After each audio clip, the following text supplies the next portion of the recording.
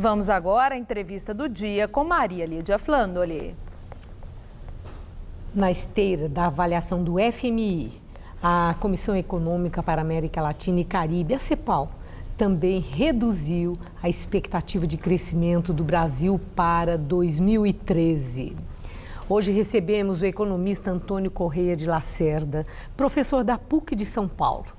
Ele vai analisar estas previsões mais pessimistas sobre a economia do nosso país. Obrigada, professor, por estar conosco. Agora, se por um lado o FMI e a CEPAL fazem umas avaliações reduzindo a expectativa de crescimento do Brasil para 3%, antes eles tinham feito uma expectativa melhor, o Ministério da Fazenda, embora no último relatório não tenha tocado em percentuais, mas em março o próprio ministro falou que nós cresceríamos entre 3% e 4%, uma perspectiva mais animadora.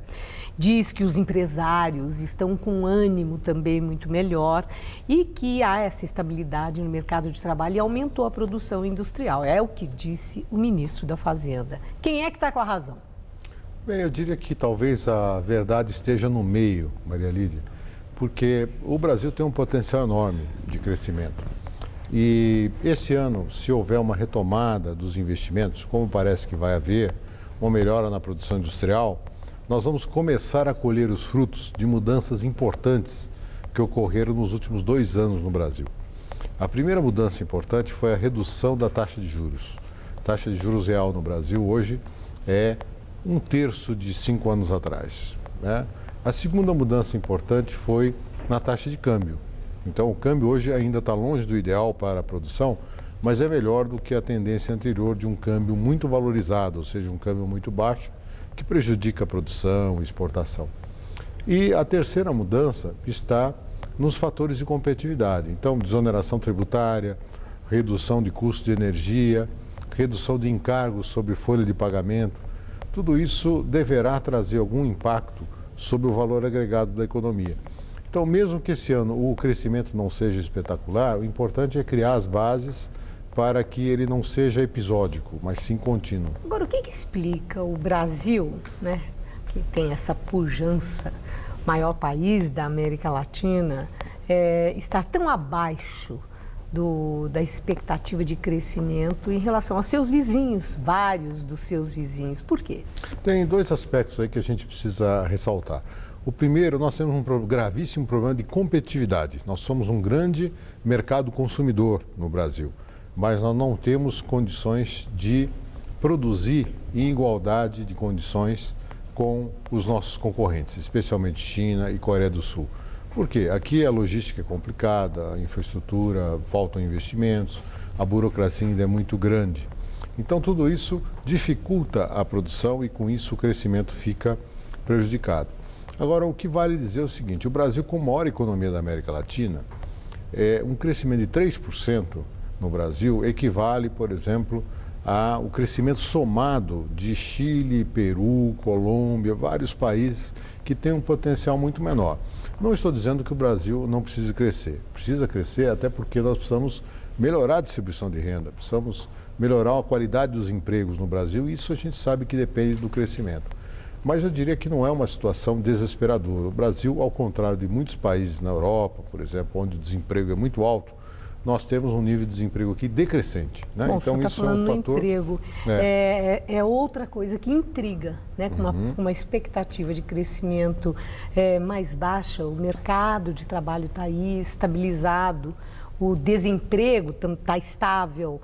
O que explica isso, né? Vai crescer menos do que se esperava, mas não vai haver desemprego? Não vai haver desemprego, a não ser em algumas questões muito localizadas, como, por exemplo, alguns segmentos da indústria que enfrentam hoje uma concorrência feroz com a crise internacional e tem um desemprego localizado. Agora, no Brasil, o setor de serviços vai muito bem, comércio muito bem também, e há uma mudança demográfica no Brasil, né? Nos anos 70, o crescimento demográfico brasileiro é de 3% ao ano.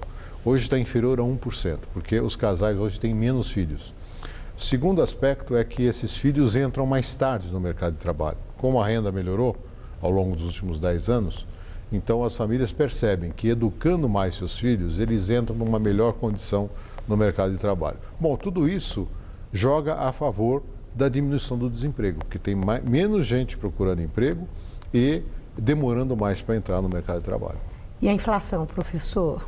A inflação, até a revista The Economist falou que o Banco Central não agiu na hora certa no sentido do controle dos preços no Brasil e que perdeu esse controle. O senhor vê esse cenário? A inflação voltou para ficar? Não, acho que não. A inflação é um problema não exclusivo brasileiro, dos países em desenvolvimento. A inflação no Brasil está mais próxima de 6, 6,5%. A média dos países em desenvolvimento está em 5, 5,5%. Tem até países badalados como a Índia, que está com 12% de inflação. Eu não vou citar a Argentina e a Venezuela. Sim, mas nós estamos numa condição privilegiada, né? É verdade, né? Mas eu diria o seguinte, hoje o que é que causa essa inflação? São alguns fatores externos, como por exemplo, preço de alimentos, né? Que tem a ver muito com o aumento da demanda internacional e também problemas climáticos. E segundo, a pressão que temos sobre os custos do setor de serviços, que não são concorrenciais. Ou seja, o mesmo fator que é favorável para a geração de emprego causa um aumento da mão de obra, que é favorável também à expansão do mercado, mas que traz no seu bojo a inflação. E eu não resisto aqui a uma provocação e dizer que a The Economist errou pela segunda vez nessa avaliação de agora e naquela quando colocou há 4 anos atrás o Cristo Redentor decolando, dizendo que o Brasil ia bombar, ia crescer 6, 7%. Então, errou. Naquela vez estava muito eufórica, agora está muito pessimista. A última questão, professor. Outro dia, a presidente Dilma Rousseff se reuniu com o ex-ministro Delfim Neto e também com o professor Beluso. E o Nakano e não houve ali a presença do Manteiga. Então, ficou um tititi. O Manteiga estava. Quem não estava era o Trombini. O Manteiga estava, mas Manteiga ficou estava. um tititi. Se ela precisa chamar e se aconselhar com luminares da economia, pode ter um cheiro de fritura no ar. O senhor vê isso? O Brasil pode estar na iminência de mudar ministro da Fazenda? Não vejo pelo seguinte... Nem Luciano Coutinho, que parece que é um preferido de Dilma, presidente do BNDES? Não sei, isso talvez só a própria Dilma que pode responder. Mas o que eu digo é o seguinte, olha, os economistas que foram conversar com a Dilma são da mesma linha do Manteiga, linha teórica. E, portanto, eu não vejo nenhuma dissonância nesse sentido. Segundo, que eu acho que até deveria oficializar um conselho de especialistas da presidência. Isso é muito comum nos Estados Unidos. E é bom? Não, é bom. Por quê? Ninguém é dono da verdade. Ainda mais uma matéria tão complexa como a economia. Então, seria muito favorável que o Brasil institucionalizasse conselhos de pessoas sem nenhuma remuneração e que tivessem independência e fossem, sim, lá apresentar a sua visão. Não apenas para o Executivo, mas também para o Legislativo. Acho que seria muito importante, seria uma contribuição.